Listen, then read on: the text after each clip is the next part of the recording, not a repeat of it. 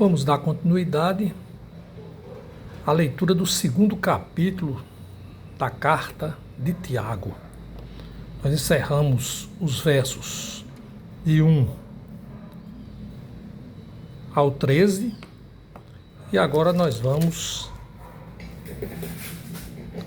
aos versos 14 até o último verso do segundo capítulo, que é o verso 26.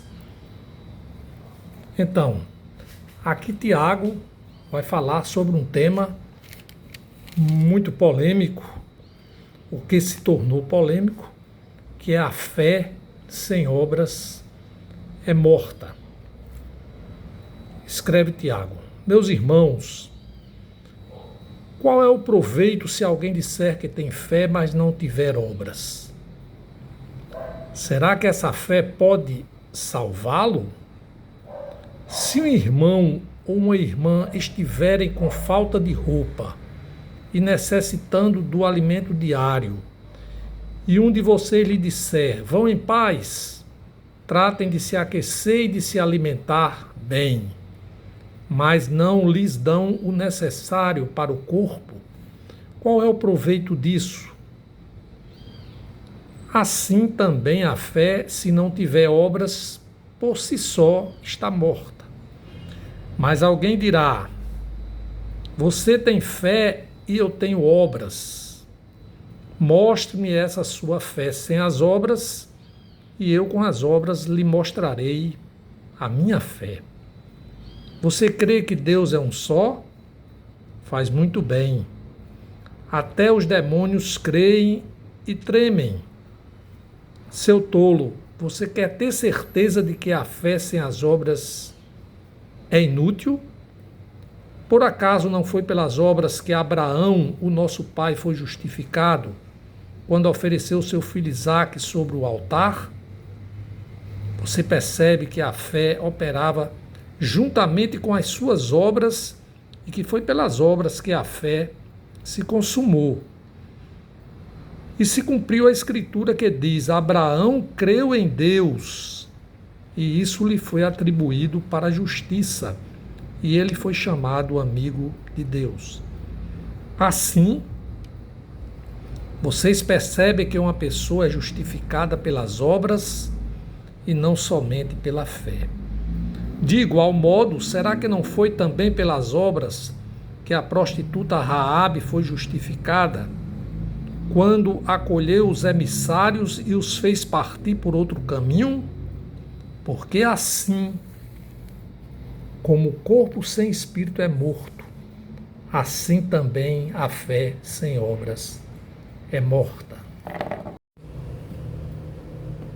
A graça e a paz do Senhor Jesus.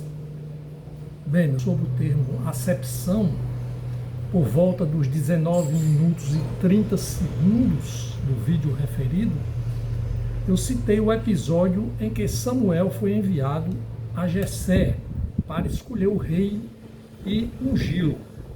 Só que no caso eu omiti, eu esqueci de mencionar o livro, o capítulo e os versos que tratam da passagem. Faço então o ajuste agora, dizendo que foi em primeiro livro de Samuel, capítulo 16, versículos 1 a 13, sendo que eu citei apenas os versos 6 e 7. De outra parte, na sequência do vídeo, já no minuto 20, ou nos 20 minutos e 17 segundos, quando eu estava comentando sobre Eliabe, aí, de forma equivocada, eu mencionei que ele era filho de Davi, quando todos sabemos, que, na verdade, ele é o irmão mais velho de Davi e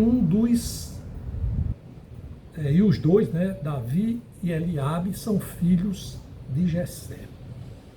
Bem, correções feitas, avancemos no presente estudo da carta de Tiago, que agora configura como o sexto na série de estudos do Novo Testamento na ordem cronológica.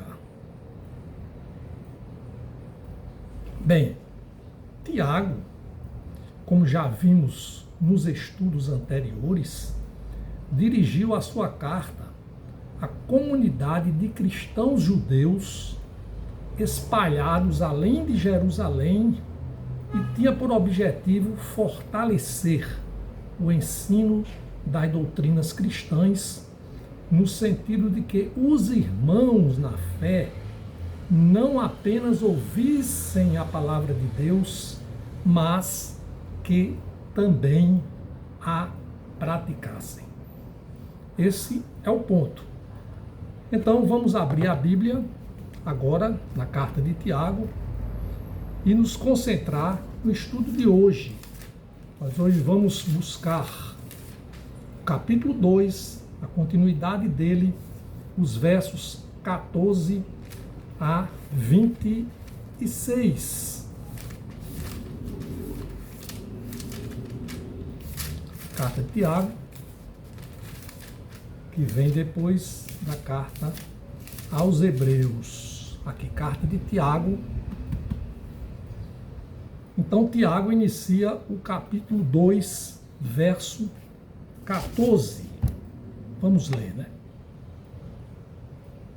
A epígrafe, né? Ou seja, aquela frase que vem em negrito, normalmente, né, em cima da Bíblia, que não foi escrita, né, pelo autor, mas que foi colocada pelos editores para facilitar o nosso estudo, né, o estudo das pessoas que manuseiam a Bíblia.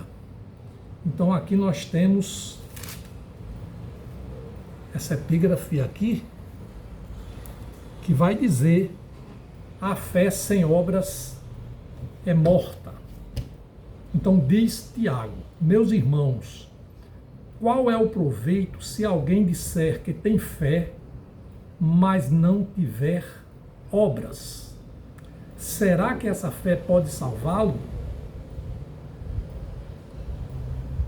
Então Tiago faz uma primeira pergunta, presumivelmente aguardando respostas negativas, introduzindo uma questão nova, ou seja, a relação da fé com as obras.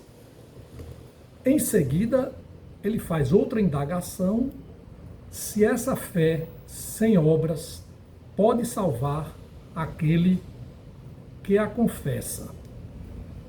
Importante anotar, até a título de curiosidade, mas também na essência, né, do que Tiago está escrevendo. Importa anotar em toda a sua carta, né, composta de apenas 5 capítulos, né, como nós estamos já sabendo, em toda a sua carta, Tiago cita a palavra fé por 14 vezes, sendo que 10 vezes, veja bem a proporção, 10 vezes somente nesta parte que vamos estudar agora, ou seja, capítulo 2, versos 14 a 26. Só nessa perícope aí, ele cita 10 vezes.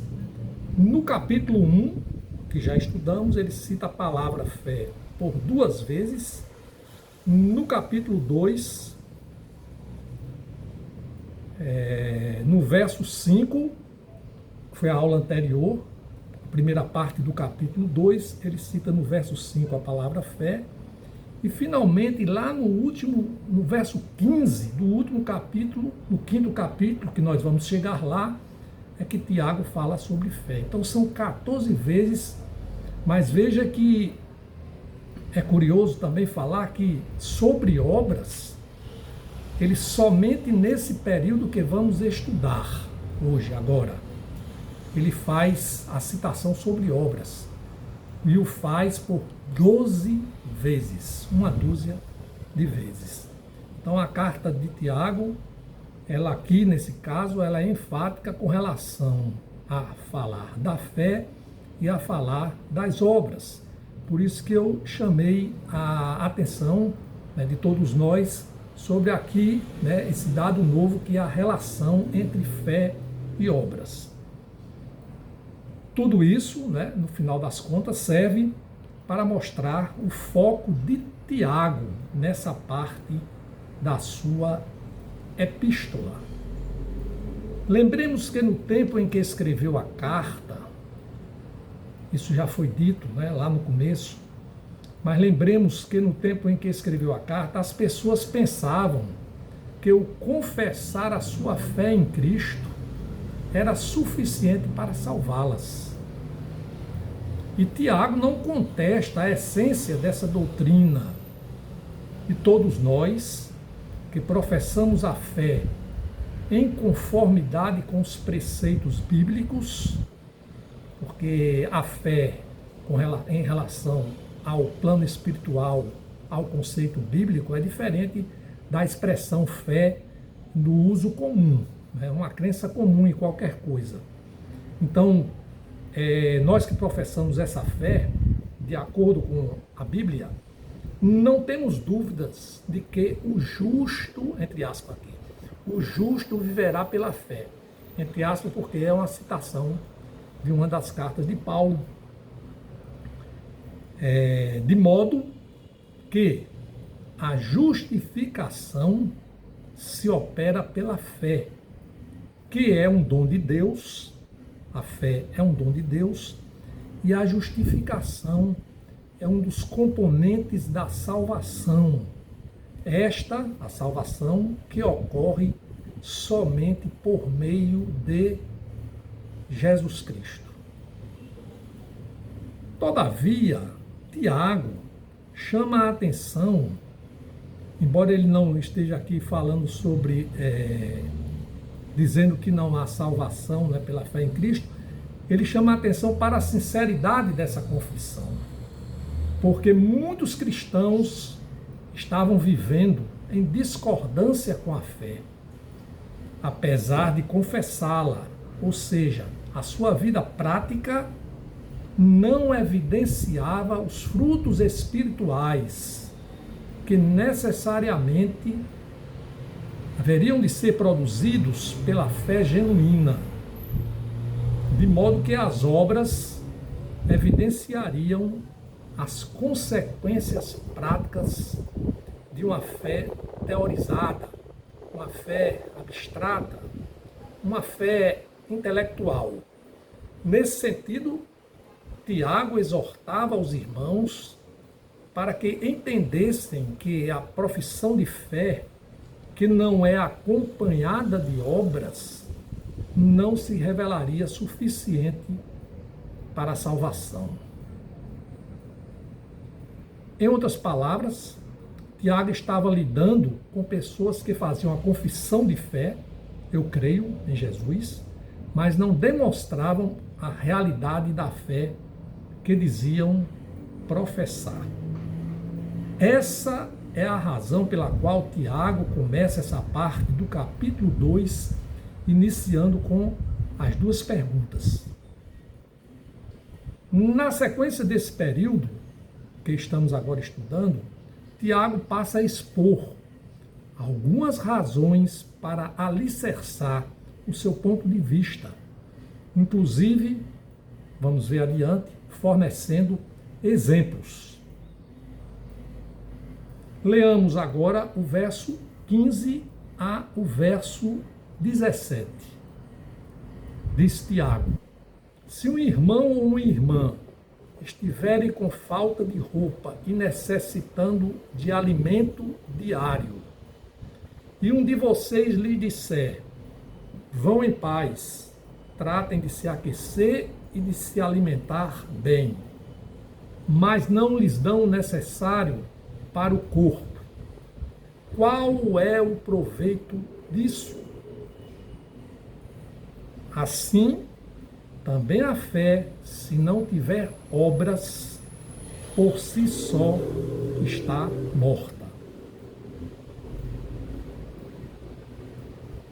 Nessa parte, como se vê, né, Tiago fala das necessidades que as pessoas têm, mas que não são atendidas pelos irmãos da fé, aqueles irmãos que ouviram a palavra, que ouviram o evangelho, pois, na verdade, ao apresentarem falsa piedade, porque nessa expressão de confissão de fé, quando ele não pratica, ele quer mostrar falsa piedade, ou seja, fé teórica, quando evitam a ajudar, né, ou a ajuda aos irmãos necessitados, de forma que não revelam a prática do amor pelo outro. Pensemos que essa era uma situação nada incomum no primeiro século, quando a Igreja de Cristo era composta em sua expressiva maioria por viúvas, órfãos, pequenos comerciantes, etc. Enfim, pessoas desprovidas de recursos financeiros ou de recursos materiais. E neste cenário, não era raro encontrar-se pessoas com fome, assim como as que não se vestiam de modo apropriado para ter um mínimo de vida digna. Nesse contexto, é que Tiago enuncia que a fé, se não tiver obras, é uma fé morta. De modo que a confissão do cristão não podia salvá-lo. Bem, irmãos, tenho em mira que esse pensamento de Tiago já estava embrionariamente exposto no verso 13, do mesmo capítulo 2, onde lemos. Então, o verso 13 que já estudamos na aula anterior, aliás, foi o último verso da aula anterior, que diz assim: porque o juízo é sem misericórdia sobre quem não usou de misericórdia. A misericórdia triunfa sobre o juízo.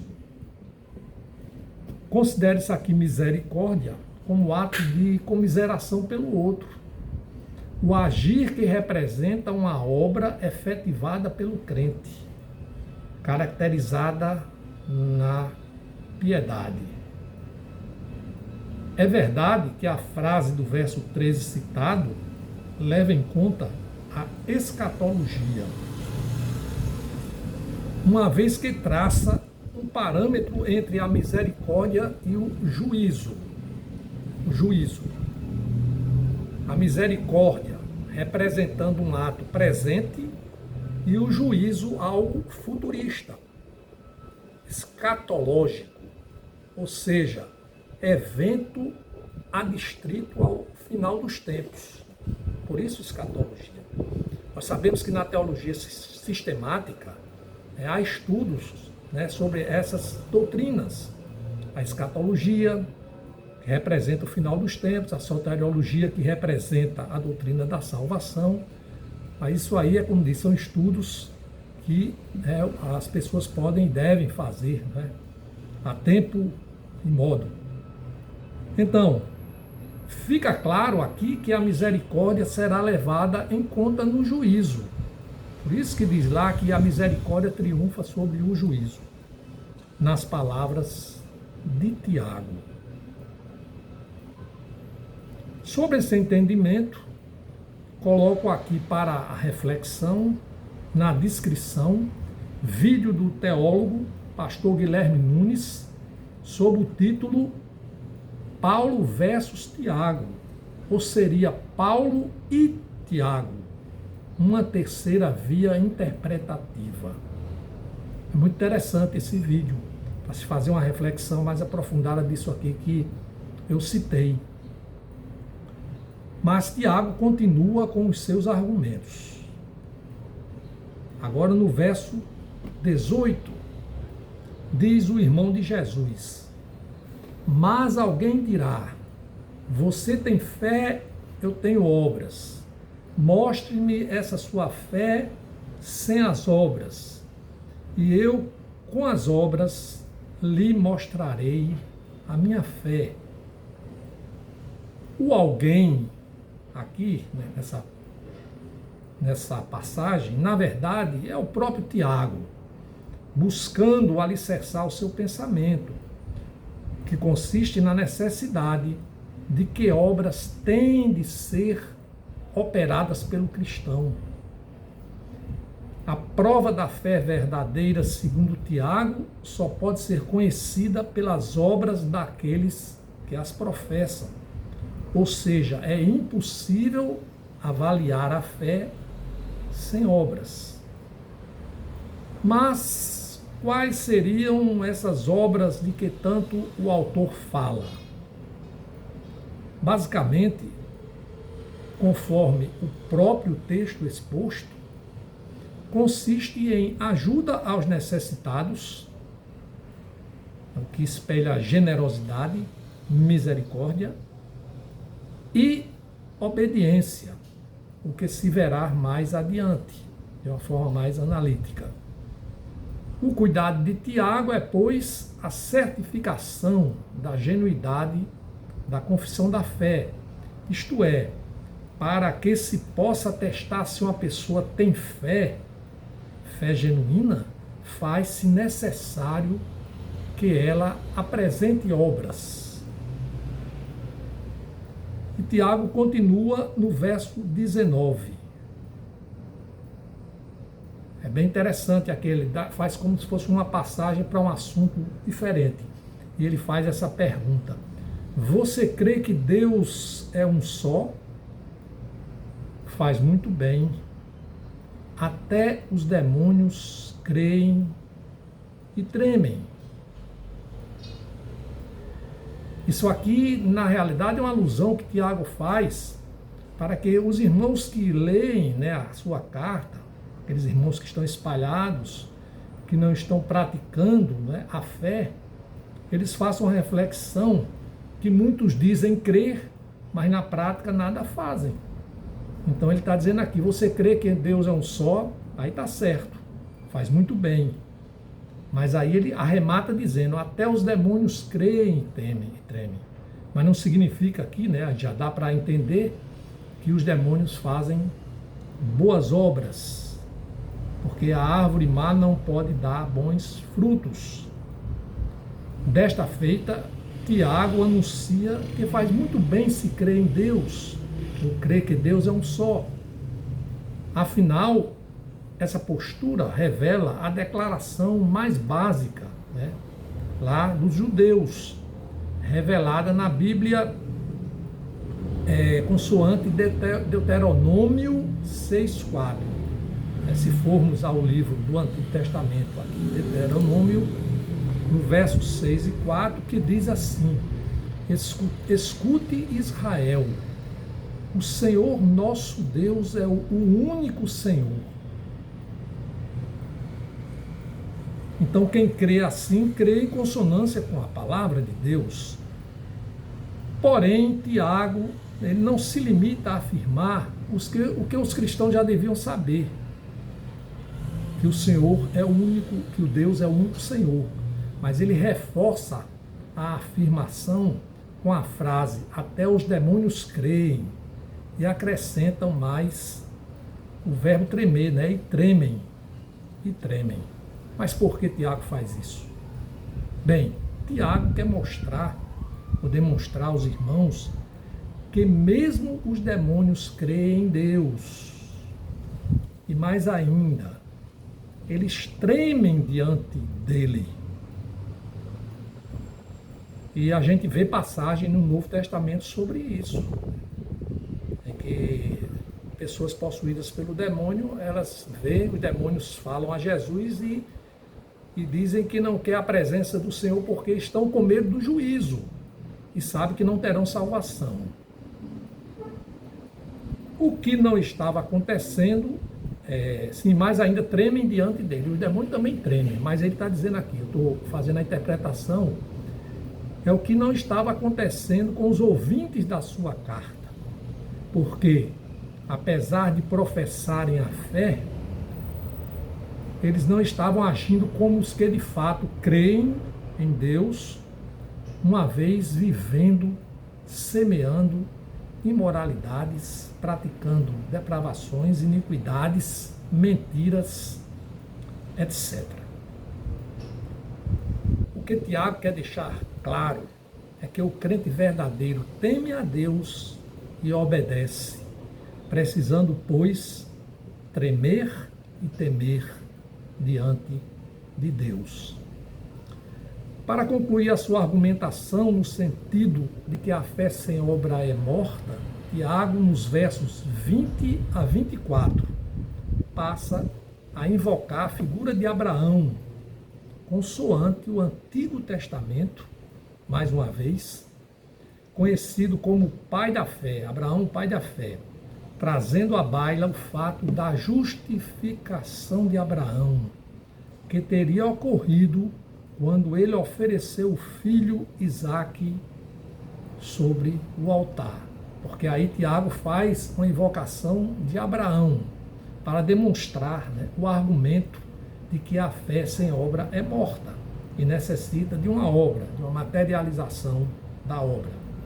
Tal fato, esse fato, justificação de Abraão,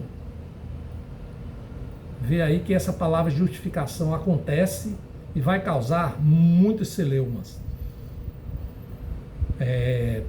Esse fato de justificação, sendo estudado por Martinho Lutero, quando eclodiu a reforma protestante, você vê que a carta de Tiago foi escrita 45 anos depois de Cristo. A reforma protestante ocorreu lá em 1517. Então eu estou mostrando aqui que quando esse fato da justificação de Abraão, levantado, suscitado por Tiago,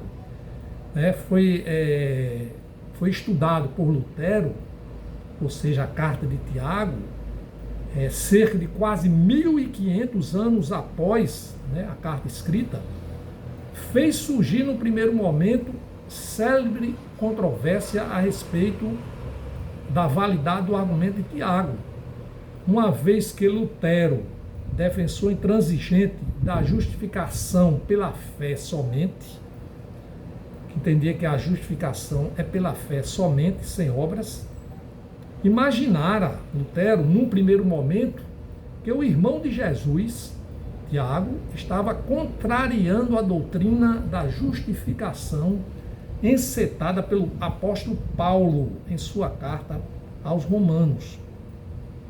Essa perplexidade de Lutero acarretou o episódio famoso em que o pai da reforma chamou a carta de Tiago de carta de palha, porque Lutero, no início, ele não conseguia conciliar, harmonizar o que o irmão de Jesus defendia e o que o apóstolo Paulo proclamava.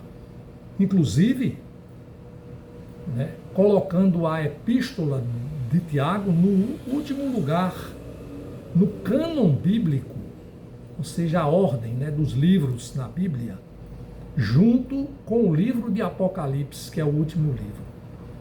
Quando Lutero, na primeira tradução da Bíblia para o alemão, embora depois, sabe-se que ele regularizou, tenha regularizado a situação, por compreender que não havia antagonismo entre as teses trazidas à baila, tanto por Tiago como por Paulo. A propósito, coloco aqui o vídeo do pastor Franklin Ferreira, o livro intitulado Lutero, Tiago e as Obras, aqui para que os irmãos também façam uma reflexão sobre essa questão muito bem abordada pelo pastor Franklin Ferreira. Irmãos,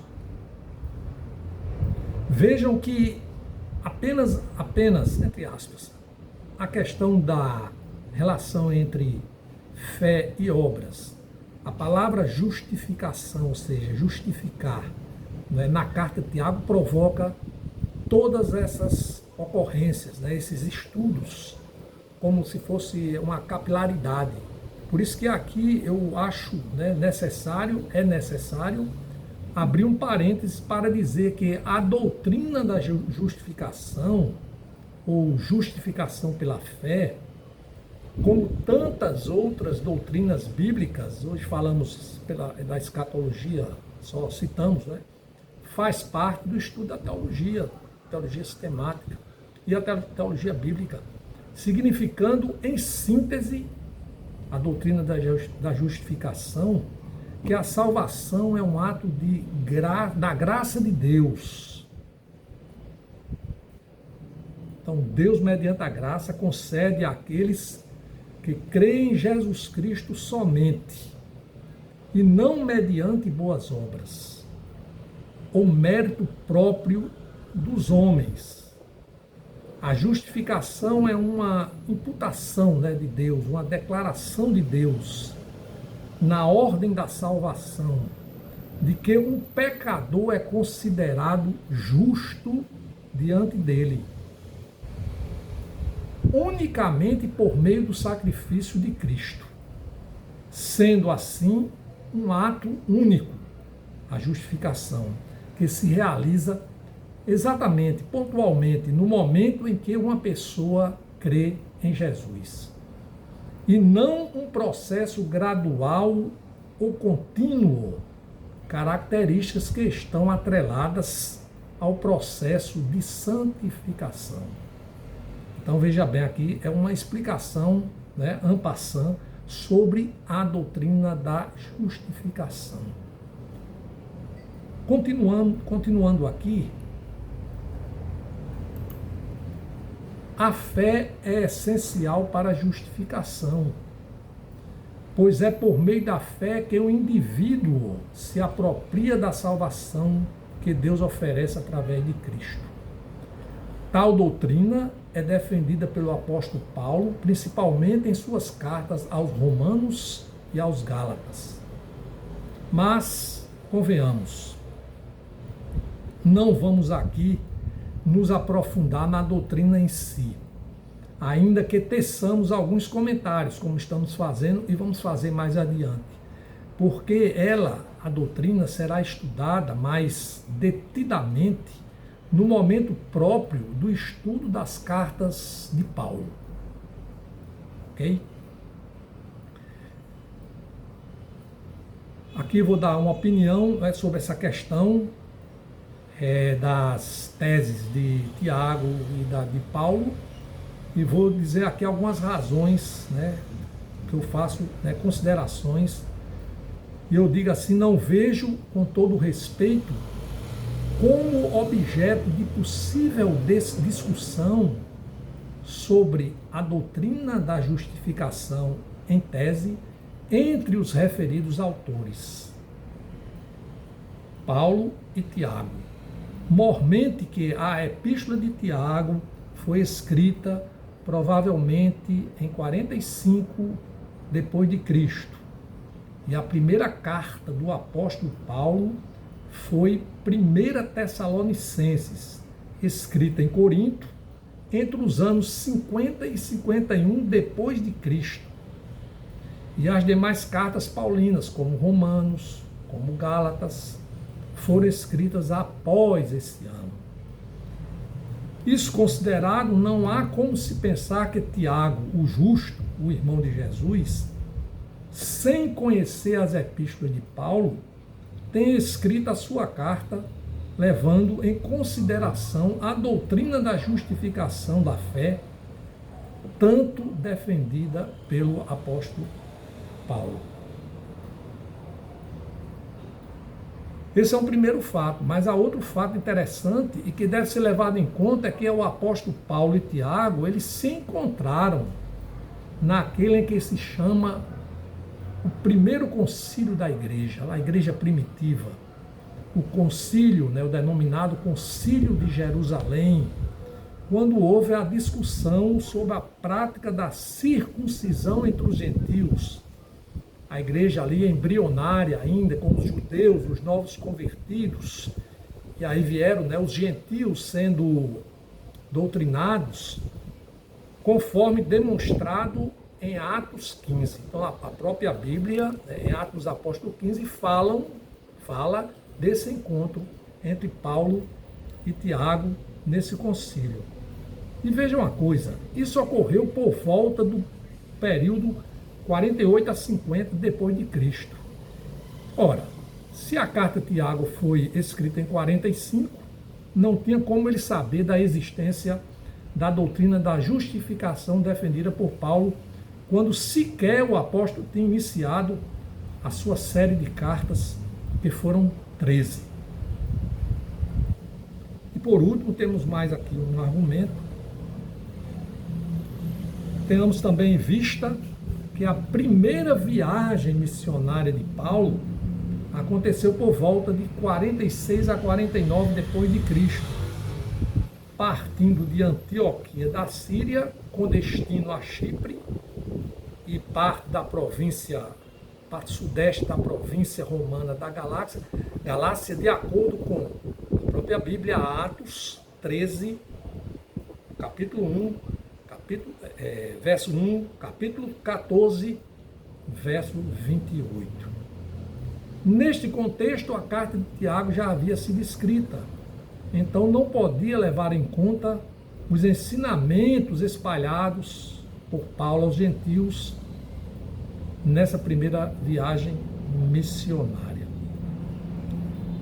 Tudo isto dito, acho bastante lúcido e convincente também o argumento do pastor Marcos Granconato, que está exposto no seu vídeo, cujo título é Tiago ensina que a salvação pode ser obtida por obras. Eu vou colocar aqui na descrição este vídeo para a necessária reflexão dos irmãos. Quero dizer que, em resumo, diz o pastor Granconato, que no tempo em que Tiago escreveu a sua carta, não existia ainda, isso corrobora com o que eu venho falando, não é? Um vocabulário paulino fixado, e que a expressão justificar, usada por Tiago, é diferente da expressão usada por Paulo em suas cartas posteriores. Paulo traz a expressão num sentido que é o sentido jurídico. E importa essa expressão para a teologia, significando anulação de culpa. Isso se chama justificar, anular a culpa. E, consequentemente, anulação da condenação. E diz que isso ocorre pela fé.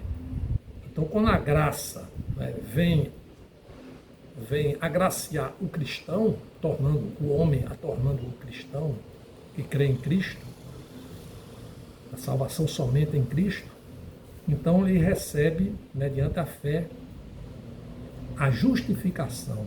E é imputado a ele o perdão de seus pecados e ele se torna justificado por Deus. Por sua vez, eu falei do que como Paulo usou a expressão justificação, no sentido jurídico. Tiago, segundo Granconato, ele não usa a palavra no sentido jurídico, mas no sentido de demonstração ou de evidência. A justificação é uma evidência, é uma demonstração. Com efeito, vamos ver aqui o que Paulo falou em Efésios 2, 8, 9. Que diz: porque pela graça vocês são salvos, mediante a fé, isto não vem de vocês, é dom de Deus, não de obras, para que ninguém se glorie. Mas o mesmo texto, Efésios 2, agora no verso 10, continua o apóstolo dizendo, o apóstolo Paulo: pois somos feitura dele, criados em Cristo Jesus para boas obras, as quais Deus de antemão preparou para que andássemos nelas. Na visão de Tiago, o homem não demonstra a sua retidão, a sua piedade somente pela fé, mas por meio das suas obras.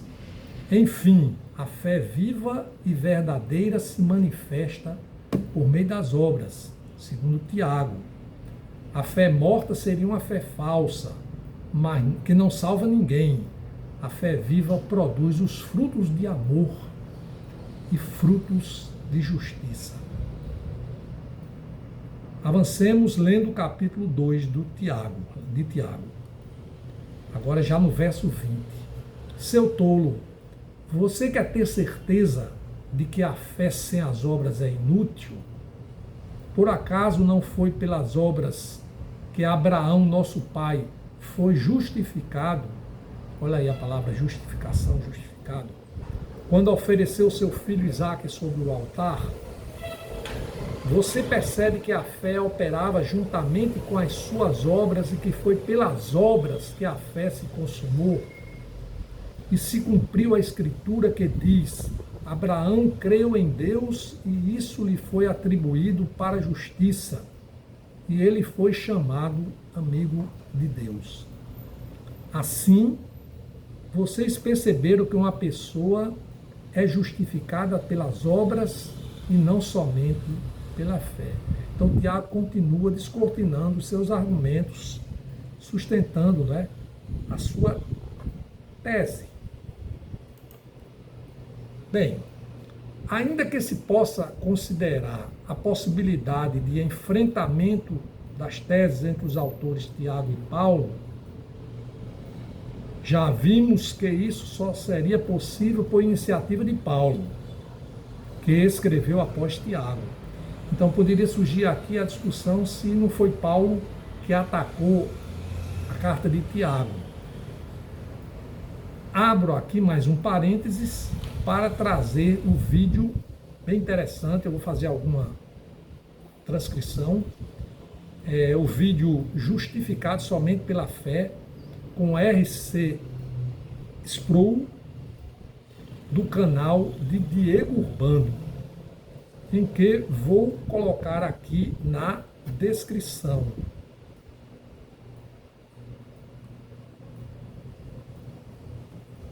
Pela sua importância, eu trago à baila essa aula do renomado e saudoso professor R.C. Sproul.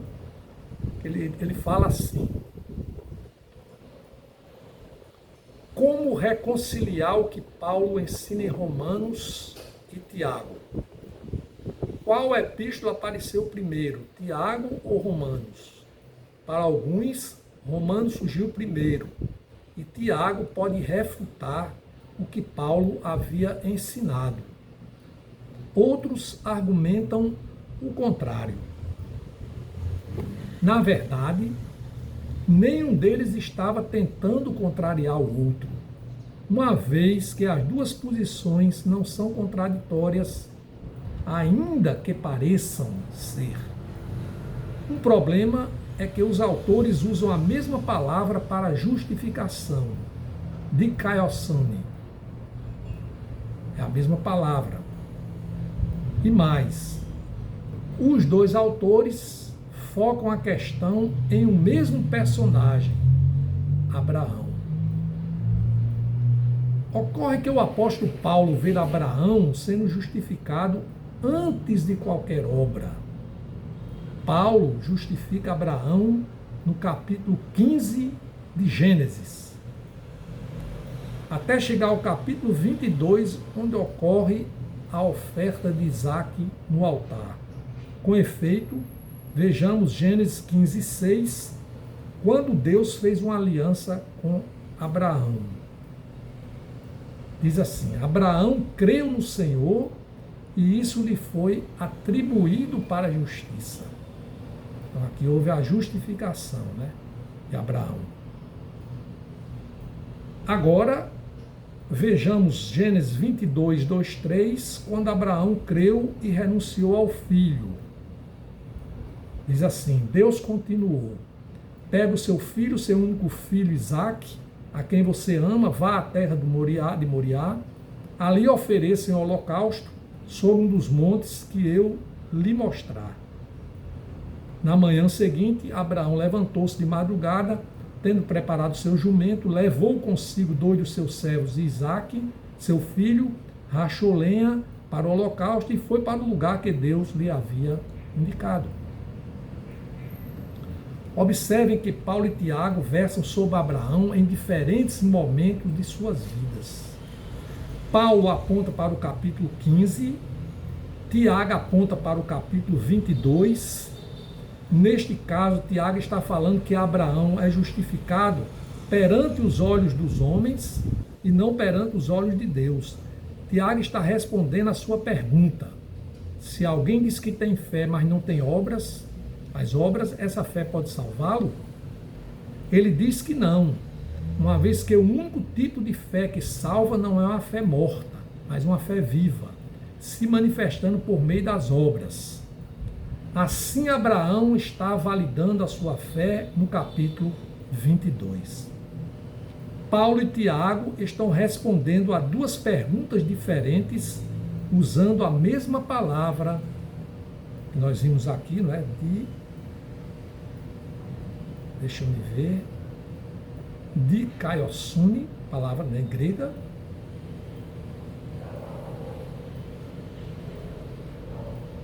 E o mesmo exemplo é Abraão, né? Continua o professor Sproul. A regeneração, ou seja, o fruto do ato de Deus de mudar a disposição dos nossos corações e nos conceder a fé, ele está dizendo que há uma regeneração que precede a fé, a ordem da salvação. Quando dizemos que uma pessoa é justificada pela fé, não significa que ela tem fé e 5 anos depois ela é justificada. Mas no segundo que você tem fé, você é justificado por Deus, recebendo os benefícios da justificação, sem que haja um lapso de tempo, diz o professor Sproul. Então é uma justificação lógica e não uma justificação temporal. A fé precede a justificação, não é o contrário. Ou seja, ele não quer dizer que a fé vem pela obra, né? A fé provoca, precede a justificação, e a justificação é a imputação que Deus dá e declara o homem salvo. Não é o contrário.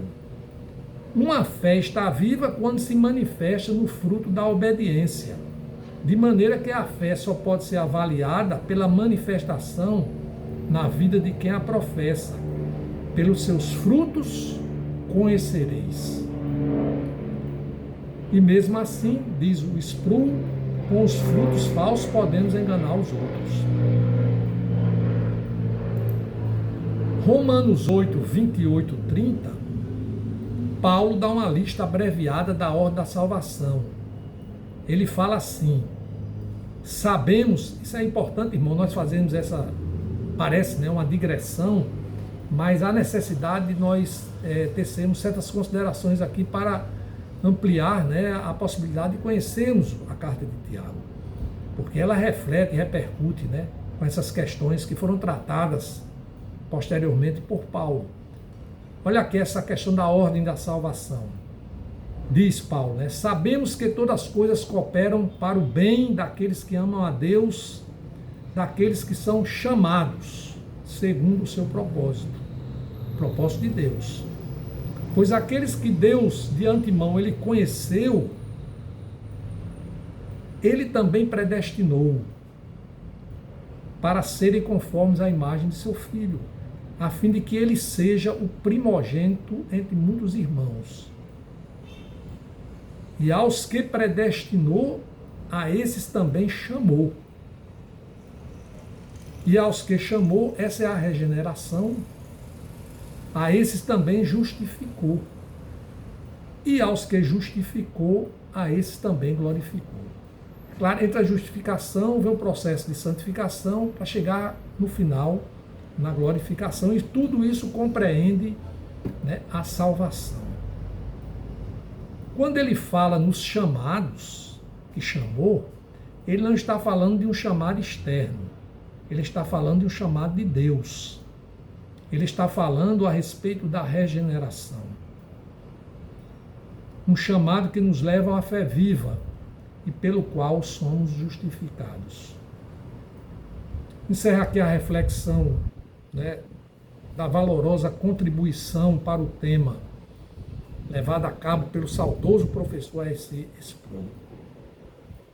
Irmãos, podemos então perceber que na carta aos Romanos 8, o termo chamados refere-se aos que Deus, por sua soberana vontade, ele escolheu para serem seus filhos e receberem a salvação. Este chamado é um ato da graça de Deus, somente dele, que não depende da nossa vontade, do nosso mérito, isto é, não depende das nossas obras. Para encerrar essa reflexão sobre justificação da fé em face de Abraão, importa dizer quando Abraão é justificado pelas obras, não se cuida de obras de caridade, mas de obras pela obediência. Partamos agora então para o penúltimo verso do estudo de hoje. Verso 25. Então nós vamos agora abordar o verso 25, penúltimo verso, que diz assim: de igual modo, será que não foi também pelas obras que a prostituta Raabe foi justificada, quando acolheu os emissários e os fez partir por outro caminho?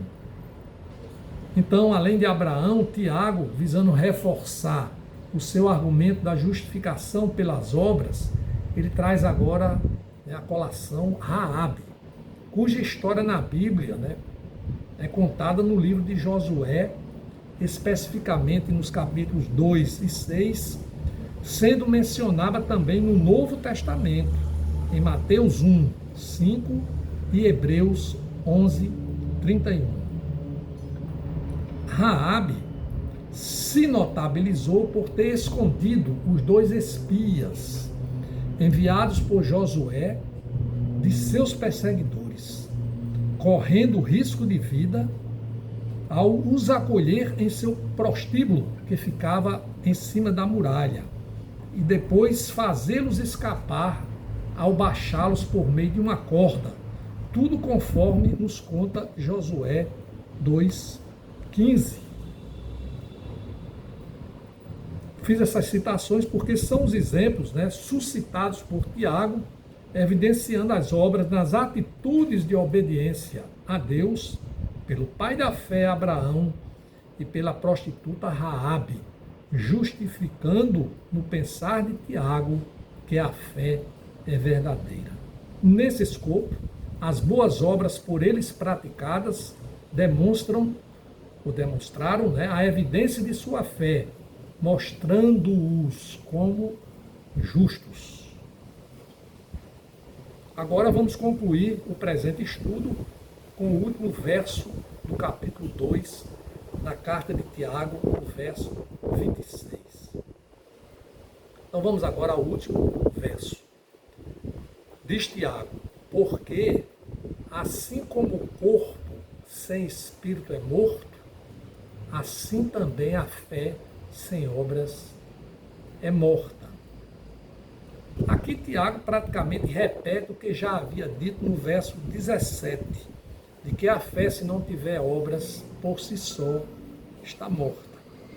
Isso significa que uma fé que não se manifesta em ações concretas e que revelem o amor ao próximo é uma fé inútil e não demonstra a verdadeira fé. Como visto, Tiago não está afastando a imprescindibilidade da fé na salvação. Na verdade, ele está dizendo que a verdadeira fé necessita de demonstração de obras, de modo que andam juntas a salvação mediante a fé que vem com as obras. As obras fazem a fé se mostrar verdadeira, nada contrário ao que Paulo falou. O apóstolo Paulo se comunicava com as pessoas legalistas que acreditavam na salvação pelas obras. Então, Paulo diz que a fé é quem salva. Efésios 2:9. Pois pela graça vocês são salvos por meio da fé. E isso não vem de vocês, é dom de Deus, não por obras, para que ninguém se glorie. Já citamos essa parte, mas repetimos aqui para dar ênfase. Contudo, na própria carta aos Efésios, ele dá uma razão pela qual fomos feitos por Deus, né? Pois somos feitura dele, criados em Cristo Jesus para boas obras, as quais Deus de antemão preparou para que andássemos nelas. Repetimos também essa passagem. Salvação é dádiva de Deus. O homem não exerce nenhuma influência, nenhum poder em relação a ela. Mormente que fomos eleitos para a salvação antes da fundação do mundo. Por outro lado, as obras são consequências da salvação, conforme harmonizam Paulo e Tiago. A relação entre a justificação pela fé e as obras é que a fé é a base da justificação, ou seja, a salvação é alcançada pela fé em Jesus Cristo. No entanto, a fé verdadeira e viva manifesta-se através de boas obras. As obras não são o que nos justifica, mas sim a demonstração de que a fé é real e não é morta. Conclusão. Há uma aparente contradição no que foi afirmado por Tiago. A fé sem obras é morta. E o que disse o apóstolo Paulo? Que a fé não vem de obras. Efésios 2:8-9. Tudo isso nós já evidenciamos. Como é possível perceber, Paulo está dizendo que a salvação vem mediante a fé e não vem das obras. Tiago está dizendo que aquele que tem fé, ou seja, é salvo, revela essa fé por meio de obras consequentes. Com efeito, Tiago e Paulo não podiam estar em contradição, porque a palavra de Deus não expõe contradições. Não há conflito entre a fé e as obras. Na verdade, devemos olhar sob qual perspectiva o apóstolo Paulo e o irmão de Jesus olhavam para a questão da salvação. Paulo olhou a causa da salvação, a causa, como sendo a fé e não as obras. Provando que ao ser salvo por Jesus somente, mediante a fé, o cristão inapelavelmente passa a praticar boas obras, que são os frutos da fé. A proposta ensina Mateus, Evangelho de Mateus 7, versos 16 a 18, diz assim: pelos seus frutos vocês os conhecerão. Por acaso se colhem uvas de espinheiros ou figos de ervas daninhas? Assim toda árvore boa produz frutos bons, porém a árvore má produz frutos maus. A árvore boa não pode produzir frutos maus e a árvore má não pode produzir frutos bons. Tiago olhou para o resultado, a consequência da salvação, como sendo evidenciada nas obras, de modo que ele não afastou a fé, dando predominância às obras. Absolutamente não. Mas partindo da existência indispensável da fé, afirmou que ela gera inevitavelmente as boas obras. Nisso consiste no dizer do pastor, do reverendo Hernandes Dias Lopes, a complementaridade. Olha que interessante esse conceito, né? Complementar, exatamente tudo que eu falei. A propósito, eu vou colocar na descrição, né, o seu vídeo, muito esclarecedor, que é preciso que os irmãos assistam para ver, né, esse fundamento tão maravilhoso. E quero encerrar esse estudo fazendo uma constatação da verdade bíblica de que a obra por si mesma não salva ninguém. E que é possível, como no caso que eu vou relatar, ocorrer a salvação sem a presença nítida de obras.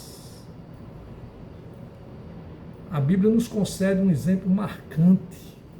A Bíblia concede assim. Claro que todo o nosso estudo é com base na Bíblia. Aqui não são obras de ficção. É a verdade, né, escancarada pela vontade de Deus. Então, o exemplo marcante é o caso do ladrão crucificado ao lado de Jesus, conforme se lê no Evangelho de Mateus, capítulo 27, verso 38 a 44, e o Evangelho de Lucas, capítulo 23, verso 39 a 43. Com efeito, como já sabemos, a salvação se opera unicamente pela graça de Deus, sendo instrumentalizada pela fé, que é dom de Deus, e não por obras. Vimos em Efésios 2, 8, 9. O ladrão, ele se arrependeu, e por crer em Jesus em seus instantes finais, quando pediu para ser lembrado no seu reino, no reino de Deus, no reino de Jesus, no Espírito, ele experienciou a transição da condenação eterna para a salvação eterna. Obviamente que ele não teve tempo de praticar as boas obras materiais. Por isso que eu falei de obras nítidas, obras visíveis, porque certamente ele o faria. Se ele foi salvo, remido, se estivesse em vida, né, se presume que ele cumpriria, né, o desiderato de Deus com as obras, caso não tivesse morrido na cruz. De toda sorte, irmãos, refletindo profundamente sobre essa passagem, podemos entender que a boa obra do ladrão na cruz consistiu em obediência a Jesus, materializada em seu arrependimento. Por isso que Jesus disse que ele estaria hoje com ele no reino. Mais uma vez, prova-se que Paulo e Tiago estão de acordo. Por último, pela sua relevância, eu vou deixar também na descrição o vídeo Fé e Obras do reverendo Augusto Nicodemos, uma importante, né, pregação sobre essa questão, e a citação de todos esses vídeos, né, que harmonizam o estudo da verdade bíblica, me deixa bastante feliz, porque é necessário, né, que nós busquemos, né, aqueles imitadores de Cristo, né, que estudam, que buscam, né, a verdade revelada por Deus. Então vamos finalizar com a aplicação. Bem, irmãos, de tudo que aprendemos, e foram muitas coisas, duas lições devem ficar impregnadas em nós. A primeira, que somos salvos somente pela graça. É o sola gratia, por crermos somente em Cristo. É o solus Christus. De modo que a graça, que não é produto do nosso querer, tem o poder de nos salvar. Só a graça. Sendo a fé, sola fide, um instrumento para isso, uma vez que também é dom de Deus e não fruto da nossa vontade. Essas ações, crer em Jesus, graça e fé, promanam unicamente da vontade de Deus, da soberania de Deus, por meio de Jesus, no agir do Espírito Santo. Essa é a primeira lição. Precisamos ter nitidez sobre isso. Posicionamento, buscarmos, né, através das orações, da leitura da palavra, tudo aquilo que traga a harmonia, a reconciliação com o Senhor. A segunda lição é que essa fé genuína, eu falei sola fide, somente a fé, ela, para se justificar, né, ela promove as boas obras que praticamos E isso também não é produto da nossa própria escolha. As obras, elas proliferam pela vontade de Deus. E quais seriam, assim, na prática? Estamos falando de aplicação, né? Essas boas obras decorrentes da salvação.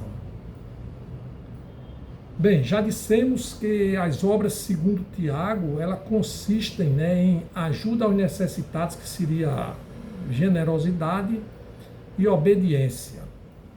As obras são expressões graciosas da fé e brotam espontaneamente daqueles que são salvos por Jesus Cristo. Não constituem uma agenda humana. Nós não estamos encarcerados numa agência, num plano, numa agenda, num plano que nós fazemos de obras. Não é isso. Mas essas obras, né, elas provêm da força operosa do Espírito Santo. Na verdade, não há uma lista, né, do que são as boas obras. Na verdade, tudo diz respeito, inclusive as obras de caridade, tudo diz respeito à obediência, porque ajudar também a obedecer a Deus, conforme o segundo mandamento ensinado por Jesus, quando ele disse em Mateus 22, 39, ame o seu próximo como você ama a si mesmo.